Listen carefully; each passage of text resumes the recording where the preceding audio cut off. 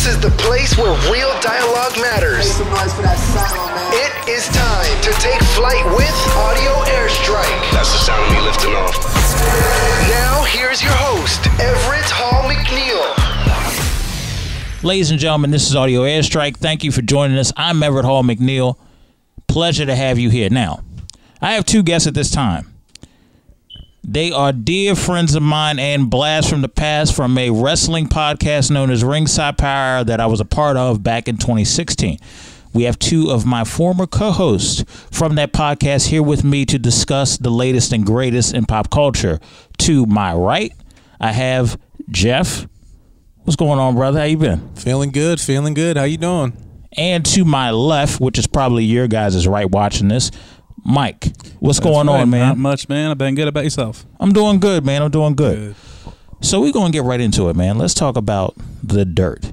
The dirt. Not the dirt on celebrities. Not the dirt on who's sleeping with who. We're talking about The Dirt, the Netflix movie, the biopic on Motley Crue. So in terms of biopics, where do we rate this in terms of rock biopics? Jeff, I'm going to start with you. I'm going to give it a 3. Okay. A solid 3. Okay. Mike, out of 5 stars? As an avid Motley Crue fan, I'm going to give it a 3.5. He trying to cape for the Motley Crue people. No, I'm black. For me, I would say I'm going to have to give it a 3. Now, from my perspective, here's why I'm giving it a 3. I think it was a very close and active portrayal as to what Motley Crue was. I got to get some shout outs while we're at it. And this is one of the reasons why I gave it a solid 3, because I've seen rock biopics before that haven't lived really up as much to this one. Me too. I got to give a shout out to Douglas Booth, who played a phenomenal role or a phenomenal portrayal as Nikki Sixx. I got to give a shout out to Colson Baker. Now, I may catch some heat for saying this, but I think he did a pretty decent job playing Tommy Lee. Tommy Lee's very fun-loving when you see him, whether he's in front of the camera or not. He's kind of very fun-loving personality anyway. Yep. So Colson Baker, who's also known as Machine Gun Kelly, did a good job portraying that. There were times, I think not everybody's going to be able to play Tommy Lee the way, Tommy Lee is supposed to be played. But when that first announcement came out that MGK was playing Tommy Lee, there was a lot of backlash. Like, oh, what is this? What is this? Why is he playing him? Yeah, there was a lot of backlash. And there's a lot of MGK haters out there. I was one of those guys that didn't think he was going to do a real good portrayal of Tommy Lee, but once I watched the movie, I got to tell you, he captured the real energy of Tommy that, I'm a big man-child. I have fun, this and that. He's out there. He's doing his thing. Capture the energy. Hey, we gotta right. Pause this. Somebody's knocking at my door. No.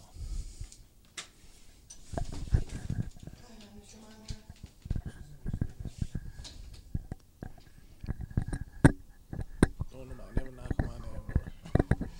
Except for today.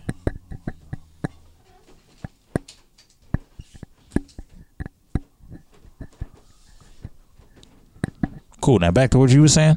Oh, yeah. Machine Gun Kelly, Tommy Lee, he really captured Tommy's energy. Like, he played Tommy to a T. Yeah, I think you rock people need to give your apologies and your condolences. Well, not really condolences, but you need to apologize to MGK for raking him through the coals for, just bashing him about the fact that his portrayal of Tommy Lee. Just really. I will right now, as a Motley Crue fan, as a rock fan, as a hater of Machine Gun Kelly in this role. Machine Gun Kelly, you have my dearest apologies. You played the role real well. Apologize. Well, he don't like anything that's not what he likes. So that you need to take that. That's a big compliment right there. Well, I'll tell you right, and I said a compliment. That's an accomplishment and a compliment at the same damn time. Right. Right. So I got to give a shout out to them. I also got to give a shout out to, let me see who else played it. I got to give a shout out to Daniel Weber, who played Vince Neil. I think it's very hard. How do you act out Vince Neil? Like, who can you find this the right actor for it? I think he did a decent job playing him. He really did. When I was sitting here watching the movie last night, You know, just seeing him on stage, like during the concert scenes, he had Vince's mannerisms down. You know, just it felt like you were watching Vince Neil from past. Right. What's your thoughts on it, man? Oh, I thought he played him great. Like I honestly am not the biggest Motley Crue fan, but when I went and seen it with none other than Mike over here, you know, it was a great show. So watching it, you know, he definitely had the mannerisms down, the style, the walk, everything. And in the scene where Skylar, his daughter, dies, like you could just feel that emotion he was just portraying right there. It was real. Yeah, that was definitely a heart-wrenching scene. So we gotta go into what you guys had a problem with the biopic. Well, I'm gonna let Mike close it out, so I'm gonna start. I'm just gonna tell you, it's not huge issues. It's the main issue is I think it should have been a series instead of a movie. Now let me explain to you why I feel it should have been a series, because you have all of these backstories that you're literally 30 seconds, 1 minute. And then, you know, Nikki Sixx, I think, might have gotten a 5-minute segment for his backstory. Which is crazy, by the way. That was crazy. But who else? I'm scared of Nikki Sixx now after seeing that. Nikki Sixx was a scary dude. You know, I mean, who else got that much time? You didn't really see much. I would like to see more of why Tommy Lee turned out the way he did, and his parents seemed like this good Christian couple. Mm-hmm. You know, I would like to see more of you know, Vince Neil before he was Vince Neil, because, you know, to be honest, when they showed up at, what was it, a pool party? Right. Can't remember what it was. They pulled up at a pool party. The song he was singing, that was kind of decent. It's a decent song without Motley Crue. So I would like to see what he was doing before that. But no, you don't really get a lot of that. And then the old guy, what was it, Mick Mars. Yep. Mick Mars. All you know is, you know, oh, I got a back issue, and that's it. So I feel like a series, first episode, it definitely gets you more invested in all of the characters, you know, and from there, keep it going. Get a little 10-episode series. You're getting everything in at once. And I feel like the movie didn't deliver that. But I do feel like the movie gave you that Motley Crue feel. But I would have liked to see more concert-wise, catalog-wise. Like, they didn't have a lot of the great songs that they've put out there.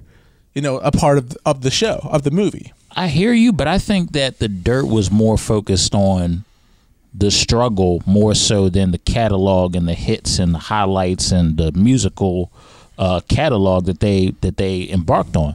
I think it was more about looking at these four men who to everybody now are rock gods. That's undisputed. We look at them as legends, but we want to show the dirt.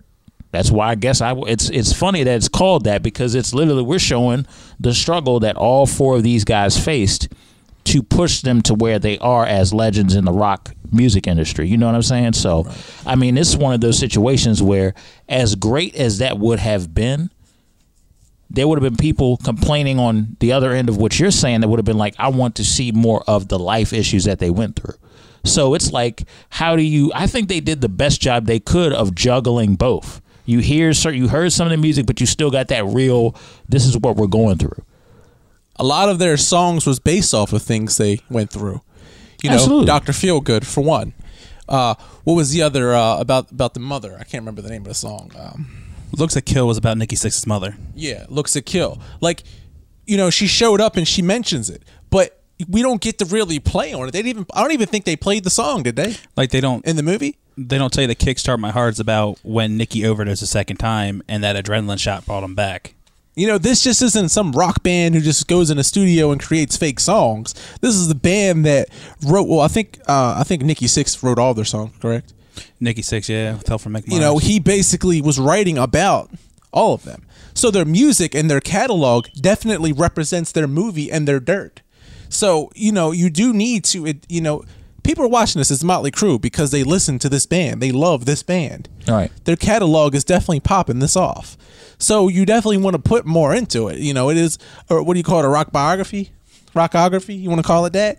You know, you can't just sit back and say, oh, the catalog don't mean much. People were more worried about them, you know, overdosing and stuff like that. I wouldn't say that the catalog don't mean as much, but I think for the direction that they were trying to go with, I think they wanted more of the heart felt like, hey, let's talk about some of the stuff that they actually struggle with. We can still show how they performed, how every single rock band that came after them basically idolized them, copied off them in certain aspects or one way or another. But I think the focus, and I mean, let's not forget, the original band members are the executive producers of this film. Yeah. So they had they had an extreme executive say, no pun intended, over the ratio between how much of our story do we tell, how personal do we get, how much music do we add in, all of that. They had a say in all of that. When it comes to Motley Crue being Motley Crue, the music itself is important, but then the story of each of these four guys that brought what they brought to the band is important. Yeah, and that's why I feel as though a series would have been better. A 10-episode series to play all of these different things. And I'm not even going to go into why I feel a 10-episode series would have worked better, because I'm going to let Mike get more into that because he knows more in detail about all of it. But when it comes to me, I feel like they just rushed a lot of different things. And I was not impressed with some of the concert scenes. It was way, way too obvious that they were lip syncing. Yeah, I noticed that, like, when the camera would cut in real close to the gentleman playing Vince, you could see his lip movements were off from the music. Oh, well, that could be either a performance problem or a post-production problem, because you can sync that up. I mean, you may have to speed up the clip a little bit, but you're supposed to sync that up. So I will leave it at this. I felt like it captured Motley Crue to a T. Yeah, I love that aspect of the movie. I felt like it definitely captured, the emotions. It definitely invested you in each person, whether it was Mick Mars with his back issue, or whether it was, Nikki Sixx with his heroin addiction, or whether it was Vince Neil and he's fucking random girls, whatever the situation, especially at the end, which I'm not going to give away because I don't know who's watched it and who's not. But, right. It's all just a part of the captivation of the whole movie as one. So they did a really good job on that. There's just some minor tweaks and stuff that I would change, but hey, what do I know? I'm not making movies out here. Yet. But anyway, Mike, what are your thoughts on it? Was there any parts that you didn't personally like? I mean, the movie itself, like you said, it captured Motley Crue. I mean, it had the right amount of sex, drugs, rock and roll, all that. Just for me, The Dirt is based off the book, the autobiography about the band The Dirt.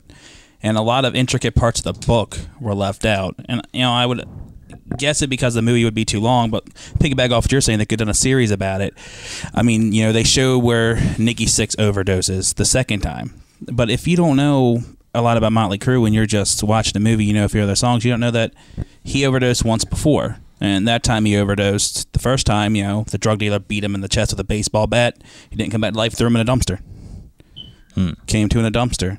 You got Tommy Lee and Heather Locklear's relationship in there. Everybody knows about Tommy Lee and Heather Locklear. But Tommy's most famous relationship is him and Pamela Anderson. And that not being in there for me was like, well, these are intricate parts about the band you've left out. But, I mean... Man, Pam Anderson would have sued the crap out of Tommy Lee if that relationship was put in there for live action purposes. I guess you're right. Think about it. There's a reason why it wasn't in there, all right? Good God. Maybe not. But can't tell you the reason. Like I say, it could have went further in depth like the book did, but it didn't. So for me, that was my main problem. That being based off the book, you didn't put as much into the book, or into the movie rather, that you had into the book. But hey, like you said, these guys are the executive producers, Vince, Mick, and all them. Maybe some stuff's too hard to put in there. But I mean, I know Nikki quoted saying the reason the movie took so long to come out because they weren't bullshitting. They were getting everything to a T. They weren't gonna, sugarcoat. Yeah. Yeah, man. I'm still out of everybody. I'm still like, I would watch this movie again just to look at Douglas Booth's performance of Nikki Sixx. Like, I was wowed by his performance. He had the strongest performance out of all four. Oh, he really did. It was like watching Nikki Sixx right there. Right.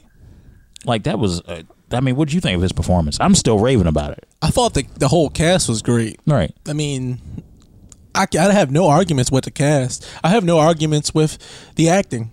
I have no arguments with, a lot of the cut scenes and stuff. But there are a few things that I feel could have been tweaked. A few things I felt was left out that could have been put in. A few things that definitely should have been changed. But overall, I thought it was really good. I'd watch it again. Yeah, definitely watch it again. Yeah, one thing I really like was when they would break the fourth wall. And if you've read the book, it happens in the book too. Like Nicky will be telling his story, then all of a sudden Tom will be like, whoa, whoa, whoa, let me tell my part. So that breaking the fourth wall for me I really like that. Yeah, absolutely. So definitely check out The Dirt on Netflix. Definitely worthy to see. Great adaptation of the book. Great look at the life of Motley Crue, all the struggles, everything they went through. So definitely take a look at that. Now, in other news, I want to get into the big deal that has gone on that could possibly change the entire way that you see entertainment forever. Disney has acquired Fox. And with that being said, it is also a long brewing $71.3 billion asset to the Walt Disney Company. Now, guys, I want your thoughts on this. So you're telling me we got Simpsons and Mickey Mouse under the same roof now? They're all under the same roof. Power Rangers 2. X-Men 2. So you got the X-Men and the Avengers all under the same roof. So at least now, if anything, if you're going to take anything from this, there's no restriction in the Marvel universe anymore. I don't think there's any other networks out there or any other studios that own rights to anything Marvel anymore. I think Sony still owns the rights to Spider-Man. They just let Marvel use it. Yeah, I mean, I figured that would be a. But I'm saying at least there's no restrictions like Right. these people can't be in the movie. Right. Like we've had issues with X-Men crossing over because of that. Right. Absolutely. No, we don't have to have two Silver Surfers anymore. Facts. Excuse me. And then on top of that, there's always the possibility of the Avengers meeting up with the X-Men if they let that actually happen. But it might be too late for that, honestly, because of the way the MCU is right now. Yeah. Unless they did it later or did like comics, they can always switch something around. However, I feel like it would be for the X-Men to come out of nowhere later on in the MCU without it being established and building up. I think it would be kind of jarring. Yeah, I would love to finally see Wolverine and Hulk on the same screen. As would I. Yeah, it would be monstrous. Now, let's talk about business-wise. How does this change the landscape? Because we know Netflix, the powerhouse it's become over the last 10 years. Netflix and chill, that became a bigger thing. I mean, Netflix has been brewing with content for a couple years now. It's been on the tip of everybody's tongue for the past 3 years or so. Yeah. So now there's rumors that Disney may be coming out with their own version of a streaming platform. And they have enough catalog to put as much up there as they want. How do you think this is going to pan out? Do you think this is going to be good competition that brings out the best of them, or do you think it's going to hurt competition? I think that this is going to be good competition because if I'm being honest with you, when Netflix first came out, it was fantastic. It had, certain movies that, nobody else had that you had to pay for. You're paying one set price. You're not running out to the Blockbuster or to the Redbox anymore. None of that. So Netflix, when it came out, the streaming service was fantastic. And it really hasn't had no rival other than Hulu. And Hulu alone was good, but in the very beginning, it was all about TV shows, where Netflix was always about movies. So then once the two started, mixing and putting different things, and now Hulu has actually got a live service, I think Hulu just acquired NFL or maybe just sports in general, but they have their own live streaming now. Yeah. Where Netflix, I don't feel like Netflix has a live stream. So, in a way, Netflix is keeping its own approach, while Hulu's taking a different approach. But Netflix is still striving. So, I feel as though Netflix is taking movies from us and shows from us and making us pay more, and it's because they can. I feel like Disney, what a huge catalog that it has, and particularly, I've only been watching Netflix for some of the Marvel shows. Some of the Marvel movies that they upload on there. And now Disney can do all that. So do you think with that happening, do you think that a lot of the Marvel movies that are currently on Netflix, do you think they're going to... I mean, don't be surprised if you start seeing them come off. I won't be. And do you not find it interesting that all the Marvel shows are like starting to be dropped? That's what I was just gonna get into, like Luke Cage and Jessica Jones, Iron Fist. They've all been dropped. Yeah, they have. Well, I mean, let's be honest. Luke Cage was okay, but the biggest problem with Luke Cage was Michael Coulter. No disrespect, he wasn't the best fit. Looking back on it, he wasn't the best fit for Luke Cage. So that a lot of people were complaining about that. Right. He wasn't the best fit for Luke Cage. The biggest gripe that I have is why the hell is Daredevil and the Punisher being canceled? Oh yeah, those were like two of their popular shows, right? That's what I don't understand. Those were solid, well done shows. Everybody's got an opinion, but in my personal opinion, those were solid, well done shows. Honestly, so I don't know why. My least favorite out of all of them was Iron Fist. I didn't like Iron Fist either. I didn't even bother watching. You know, I would understand Iron Fist being let go, but like Jessica Jones, I loved Luke Cage. Despite the actor, I loved the show. You know, Daredevil was fantastic. The Punishers are very good. So, I don't know. I mean, do you think it has something to do with the Disney deal? I actually do. Sitting back here talking about it now, I do. It's just way too coincidental.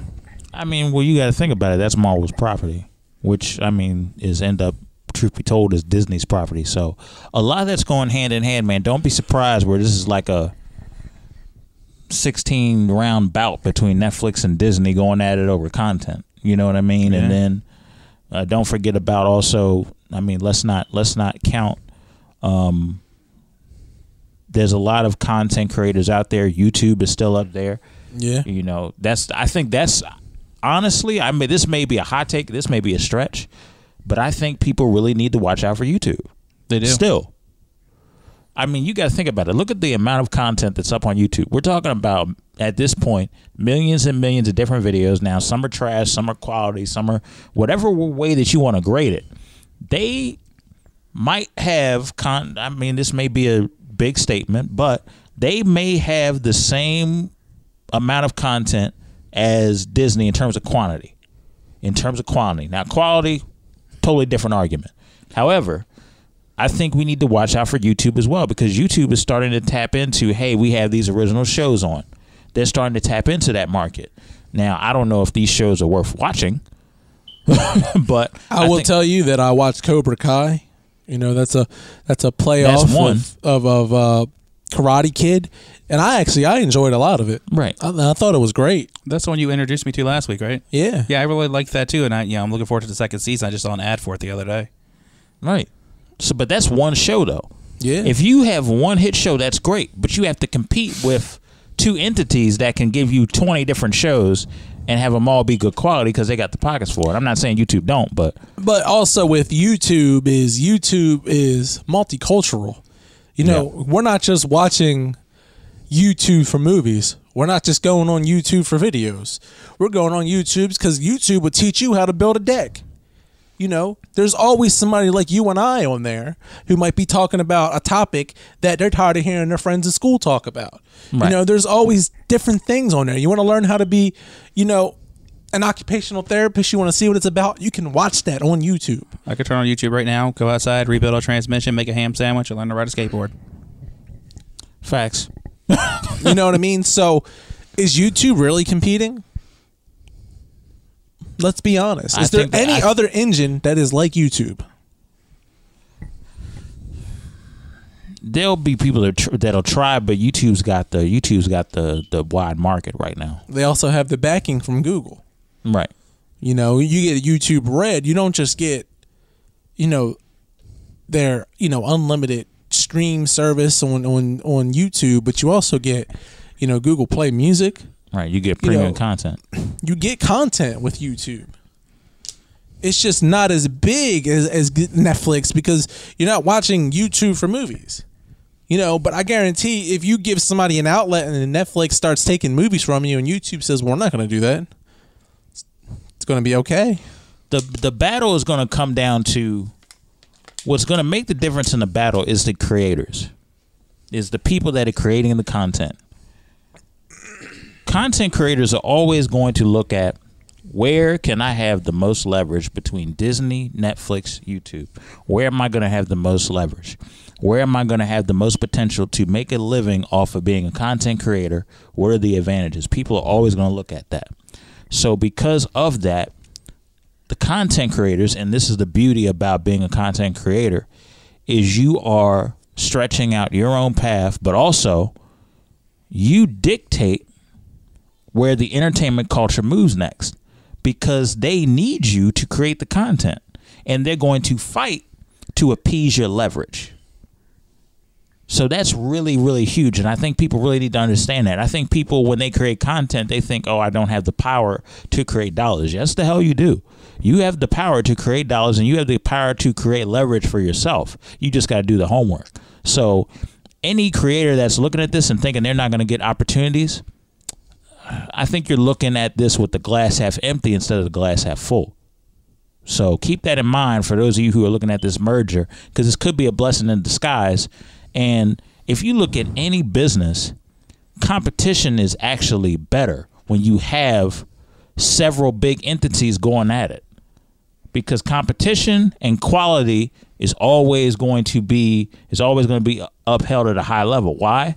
Because if your quality goes down and your competitor catches on, you're going to run into problems. So now it forces each and every single competitor within the content realm to make sure that they're putting out quality work, and also making sure that they give the best deal to the content creator.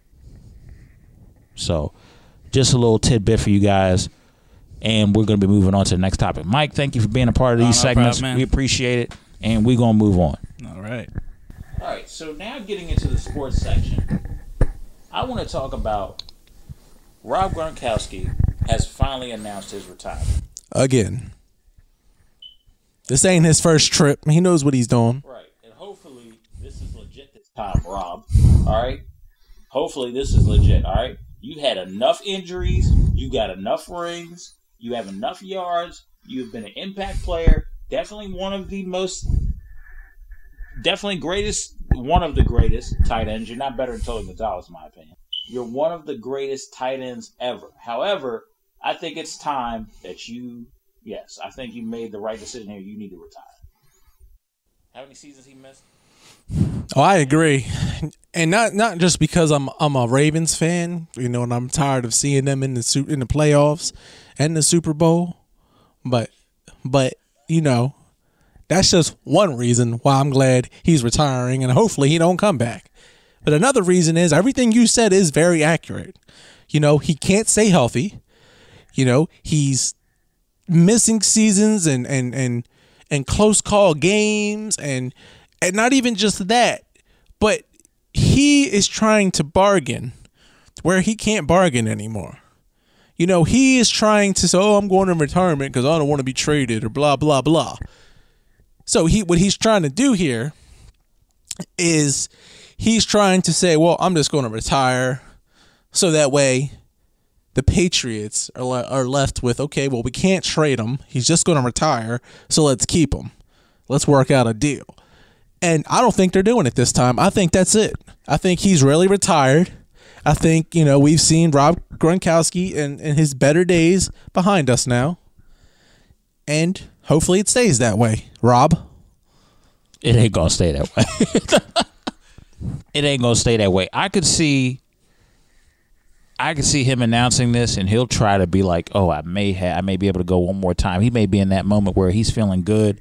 He wants to do something. He wants to, he thinks he can still be that dominant player. I'm looking at it from this perspective, right? Everything that we have said, injury prone, missing seasons, missing a lot of big games, and you still were able to get multiple rings. Brother, there's nothing wrong with riding off into the sunset and calling it a day. You're going to be regarded as one of the top tight ends in the league. Just call it a day, Rob. I think top 10 for sure. Definitely top 10. Yeah, I don't think it's too arguable. I would say top 5. And that's coming from somebody who doesn't like the Patriots. Yeah. So hopefully, Rob, you listen. Oh, here's a little funny thing for you. So there's rumors already he might go to WWE for like a one-off match or like a stint. I mean, he's charismatic enough and he's got a look enough. He can pull something off. I just don't I just have a hard time seeing what his gimmick would be. Wrestling fans don't gravitate to stuff like that, though, man. They don't like these pro fighters and wrestlers coming over, or football players and athletes. They don't like when they come over and try to make a career out of things. Yeah, it just never goes well. I mean, Mike Tyson, they liked him. Mike Tyson, they liked him, but Mike Tyson didn't come in and try to, go to a WrestleMania and take a spot. Right. He had his moment where he knocked out Shawn Michaels, but it was short. He was a referee? Yeah, it was a special enforcer, something. Special enforcer? When you got guys that come in, like Ronda Rousey's been with the company for a year? Right. If that, and she's coming in and taking a main event spot in her first year. The first women's main event for WrestleMania. And I'm not taking anything away from Ronda Rousey. Ronda Rousey is a pioneer for women. Big name. Huge name. Household name. She has improved tremendously. She is a freak athlete.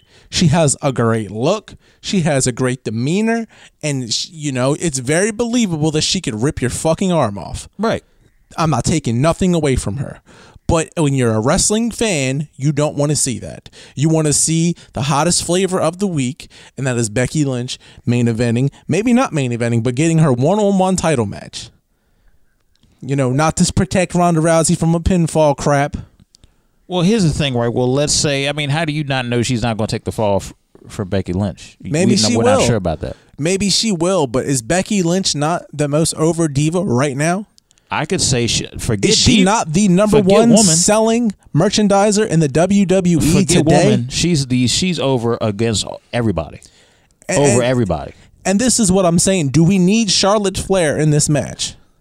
No, and I'm really. a huge Charlotte Flair fan. I'm not hating on Charlotte Flair. Right. Charlotte Flair, excuse me. Charlotte Flair has so much hate that it pisses me off. That a woman that talented and can do all these multiple different tributes, like she can talk, she can wrestle, she has the look, she has the name, she has the lineage, for Christ's sake. And all this damn hate she's getting just because she's getting the Roman Reigns treatment. At least she can move. Really? These fans made me stop watching wrestling. I promise you that. The reason I don't watch wrestling anymore is because of you fucking fans. I thought you said you wasn't going to get hot on this show. I ain't that hot. Sound like you get hot to me. But at any event, man, I think it would be a good one-off for Rob. It's proven that Ronda Rousey could do it, so. It's proven that Ronda Rousey could do it, but I argue this with you. Ronda Rousey has prior mat experience. Rob Gronkowski has turf and grass experience. It's different. Now, don't get me wrong. There's been plenty of football players. Bradshaw, Goldberg. There's probably Ron Simmons. What's the other guy? The big dude, bald head, always wore the red. Can't think of his name. He was also a football player. He was from our Attitude Era. Dang it. I know you know what I'm talking about. Always wore the red, the big dude, bald head. Vader? No, it's African-American. Ahmed Johnson? Ahmed Johnson, football player. All of these guys, they have the athleticism. So I'm not saying that it cannot be done. I'm just saying that, is it worth it in the long run? We don't want a special attraction. We want a guy that devoted himself to this. Not, I'm going to come in with my name and get a spot. Ahmed Johnson, he came in, he worked the undercard, the mid-card. He did indie shows.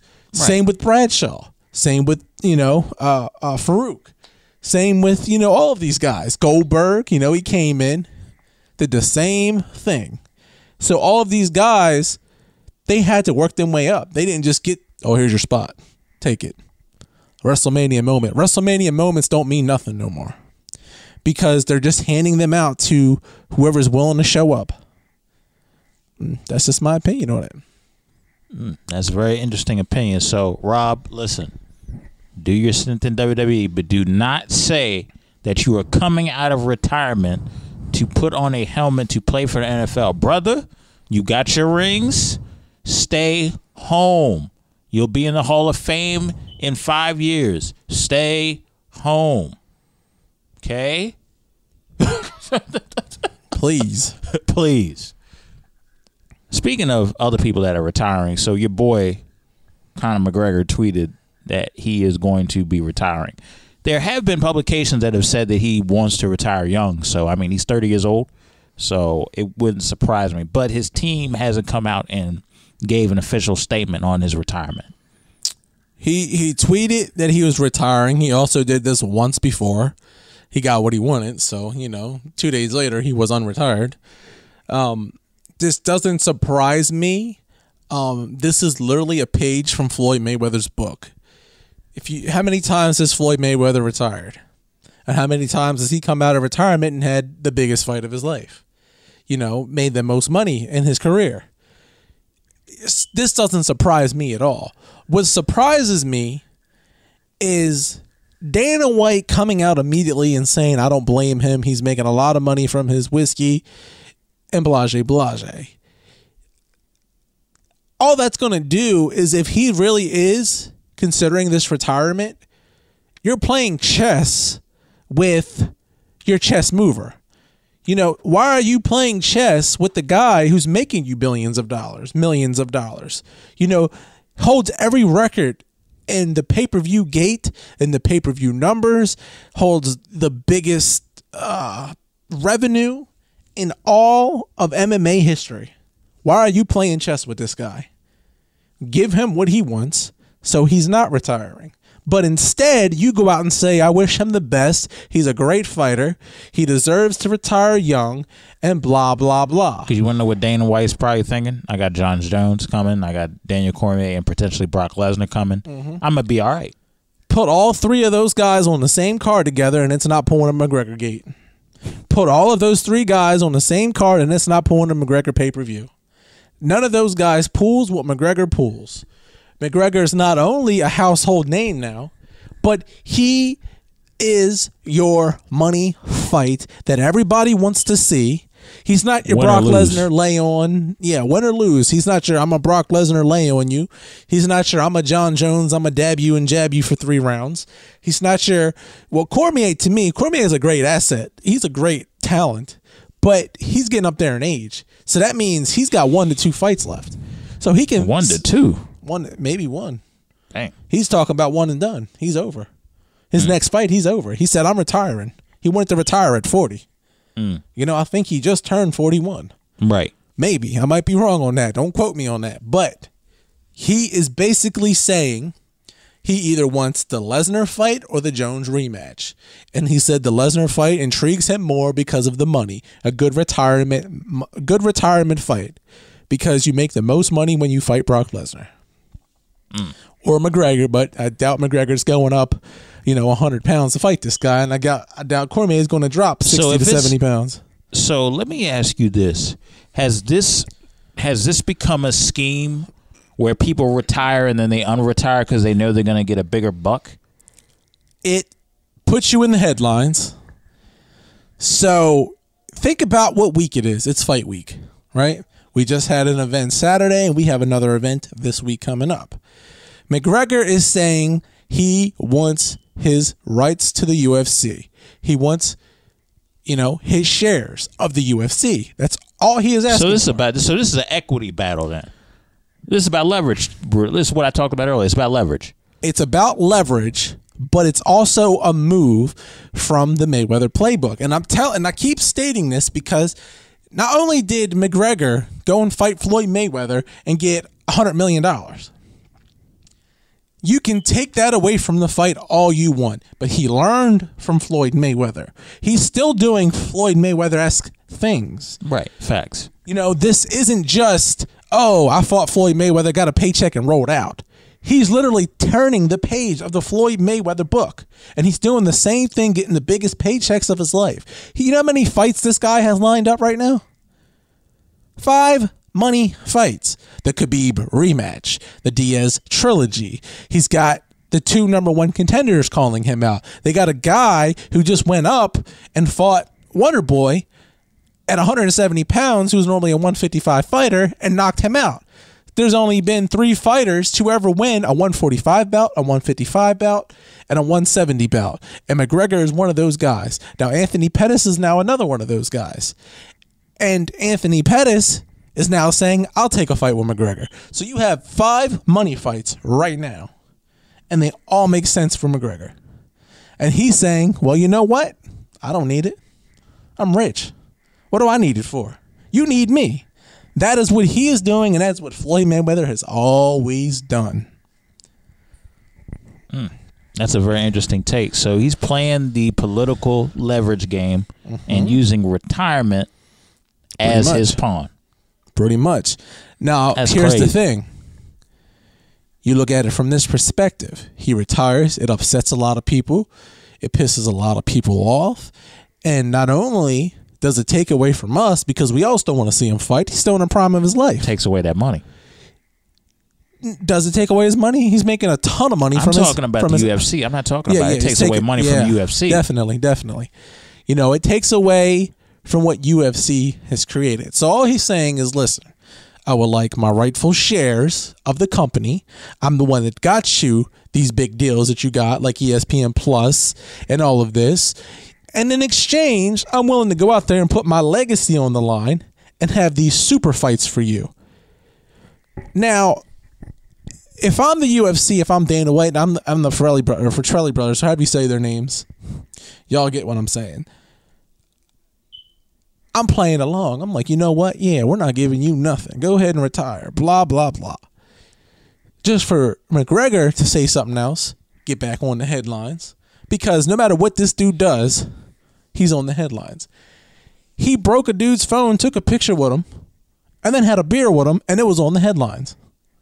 So that took away from the whole aspect of Fight Night Week. They were talking about this on ESPN Plus instead of the damn fight that was supposed to be on. Like, come on, man. That's how big of a star this guy is. So, yeah, who has the leverage and who doesn't? I'm not here to say because I can't tell you. But I can tell you it's a Floyd Mayweather page. Just wait on it. He's got about 5 more fights in him. Maybe 3. And the Diaz trilogies are guaranteed. He already said it. Interesting turn of events when it comes to Conor McGregor. Now, speaking of interesting turn of events, Justin Bieber has announced a hiatus from music. He wants to focus on more of his personal life, and he does admit that the last time he toured, he was not in the great headspace. Now, I'll say this. He's been in a hiatus for a long time. And if he needs this to get his head together, and if stuff is not right with him mentally and he needs to take time to really, dig down deep and to really look over what he's trying to do from a physical perspective, from a spiritual perspective, and also from a mental perspective, by all means, take as much time as you need, because the last thing I want to see is another broken, talented artist succumb to issues, and then we're sitting talking about here, what if we did this, what if we did that. That's something I never want to see. We have too many big names of artists that have not taken out the time to take care of themselves, and they've paid the price for it. And so if he wants to take this time to get better, to get healthy, to take care of himself as a family man, potentially, we know he's with his wife and stuff like that. They got secretly married, which is no surprise because people out here are crazy, especially when it comes to Justin Bieber. I think it's very, very, very important that you take the time to better yourself and also to protect your mental health, especially when you are as big of a name as Justin Bieber. Jeff, your thoughts? I mean, you're not hurting my feelings. Go ahead. You want to retire tomorrow, that'd be my guest. Definitely. I mean, I'm not going to say, listen, the dude has had a career. He's had some decent songs. I can't say that I'm crazy over him. It's not my style. But I will say that he is definitely, went from that YouTube singing, squeaky mouse kid to, a big, huge rising star. And if it wasn't for Usher Raymond giving him his shot, we don't know if we'd ever get a Justin Bieber, but I could tell you that they've made lots of money together. And he, you know, if he wants to retire today or if he wants to take some time off, be my guest. Get your life together. Get your head right. Because truth be told, he did some stupid shit in his life. He needs to get that right. I mean, yeah, he did some stupid stuff. But he's young. I mean, what person at that age hasn't done stupid stuff? I'm not gonna sit over here and throw a stone at a glass house. You know what I'm saying? It's one of those situations where I want to see me being older now. And Jeff, you seen me do this. So I'm gonna peel the curtain back a little bit. I admit it. When I was younger, I was a little bit more judgmental. It's way more judgmental. So say that again. I was way judgmental. So me being older, me being 28 now, I take the time to really look at what the person is going through. So I said, if I was in that shoes, where would my mental state be? And that's how I kind of base everything when I come across people. You know what I'm saying? Not everybody, because there's some people, they just going to be jerks regardless, and you just got to cut them off. That's a whole nother story for another time.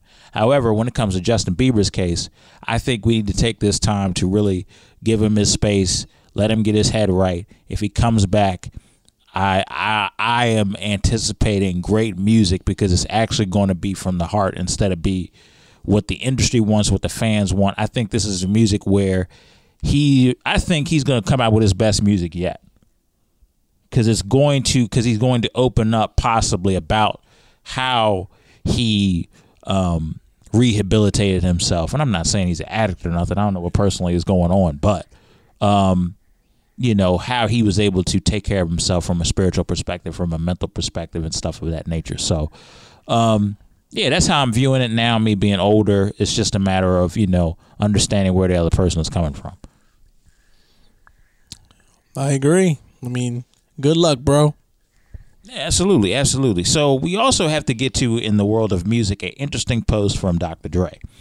He posted a pic with his daughter, and he said, "My daughter got accepted into USC on her own, no jail time."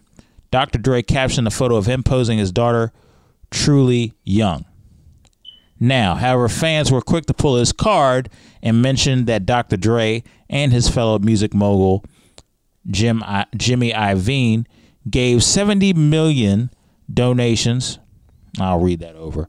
However, fans were quick to point out that Dr. Dre and his fellow music mogul Jimmy Iovine gave $70 million in donations to USC in 2013. Fans hinting that they may be the reason why his daughter got accepted into USC. Now, look, I know we had a big discussion a few weeks ago about the colleges and people paying their students to get in, those parents who are well off. Here's how I feel about that. Coming from two people who grew up in low to middle class places, are y'all really that surprised? Like, are we really gonna sit here and be surprised about when we hear things like this?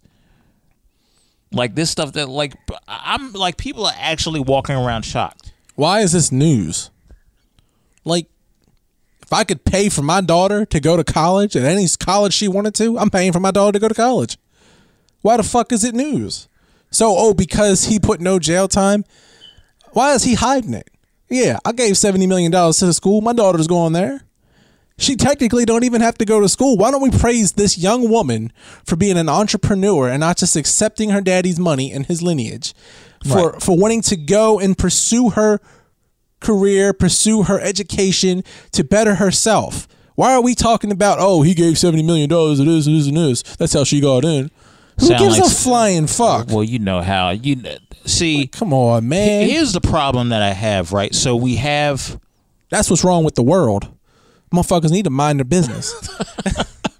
But here's the problem, right? So I understand your gripes about class and privilege and stuff like that.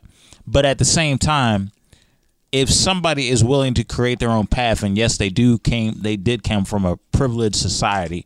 If they're coming from that society, if they're still willing to create their own path and not just live off the legacy or live off the privilege, they should be applauded for that. I am in agreement with Jeff that when I look from that perspective, I understand why she would be proud. It's a shame that Dr. Dre felt the heat that he had to take the photo down, but sadly, people just go straight to negative on social media, man. I'm going to be 100% honest with you. I didn't even know Dr. Dre had a daughter named Truly Johnson. So they're doing a very good... Truly Young. Oh, Truly Young. My bad. Truly Young. I didn't even know. See, that's how much I knew. I didn't even know her last name. So I think they're doing a very good job at her not piggybacking off of her father. So for people to be on here, oh, but this bull crap, she's not doing everything on her own, blah, blah, blah. You sound like a hater. I'm a broke, poor bitch. I grew up a broke, poor bitch. And I'm not going to hate on the next person getting a piggyback. Do what you got to do and expand your life. Stop hating. You know they're going to come hating for you, right? After you just said that. Come see me. I'm looking at you dead in this camera right now. You can come and see me. And we could be upset together because we're both broke. Because that's the only reason that you're arguing and you're upset. It's because you broke too. Let's be honest. Oh my gosh. Hey, look. Now, I don't need you fighting my fan base. The people that listen to Audio Airstrike. I don't need you fighting. I'm not going to beat all 4 of them up. Don't worry. Get a little comedian up here. A little comedy for that ass. But no, let's be honest. There's nothing to even talk about when it comes to this. You know, the post itself was kind of stupid. If she didn't do it on her own, then why make it look like she did it on her own? You know, that's on his fault. Don't come for this young lady. Come for him. Stop making this news and stop worrying about what she's doing. If she's getting special privileges in this school, then that's on her conscience. She's got to deal with that. Don't go to the school. Stop being upset over somebody else's life and make your own damn life. That's all.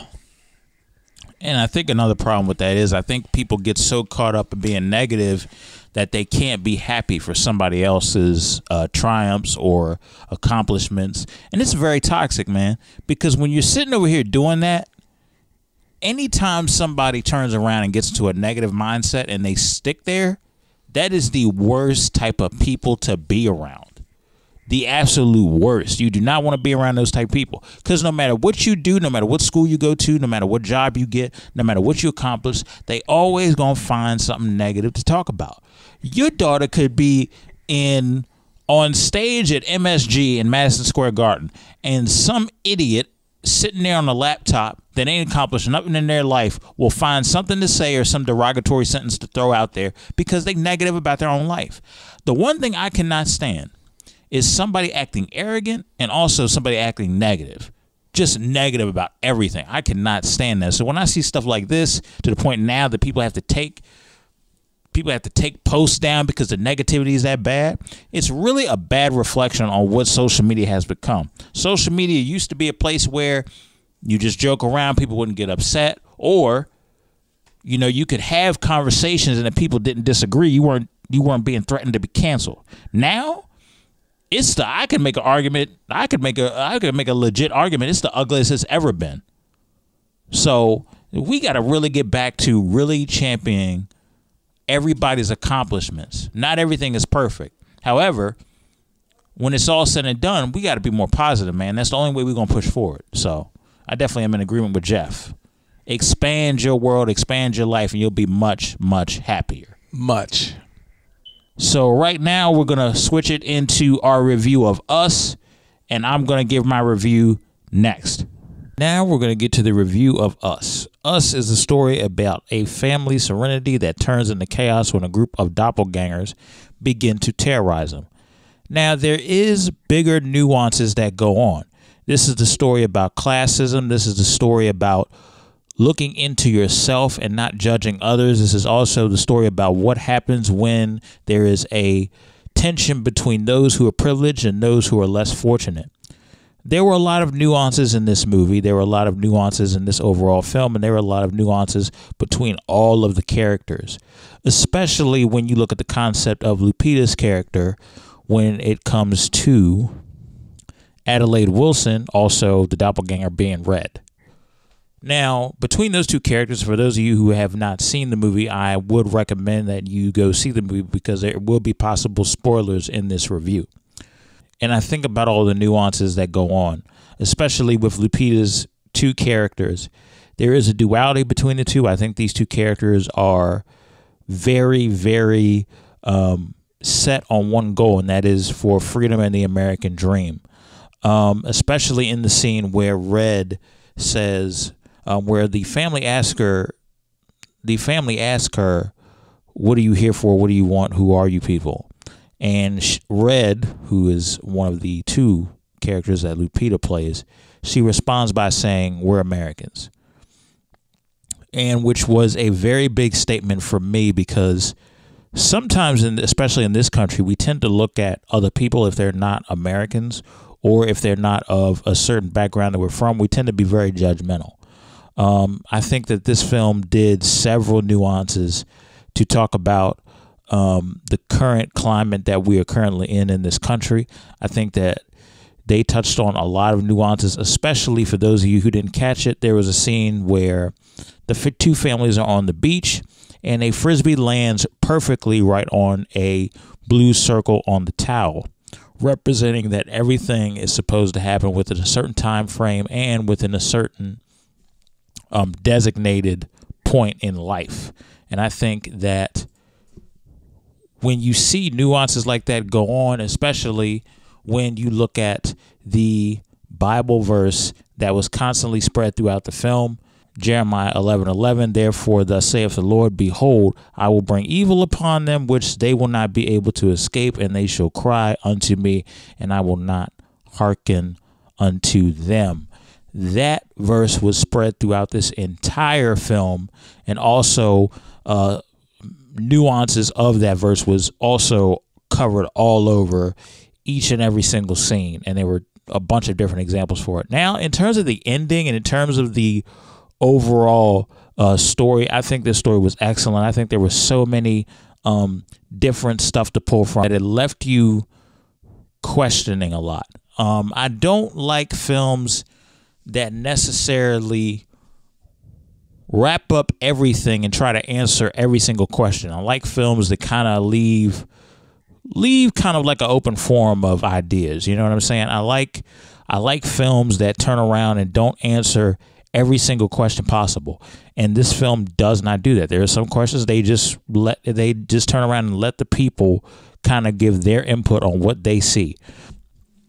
All right. So in terms of Winston Duke and his character, I really appreciated the character of Gabe. Gabe kind of represents how we would react in this situation if we were put into this situation as well. If you consider yourself privileged and not aware or kind of looking for the status quo, that is what the character of Gabe Wilson represents.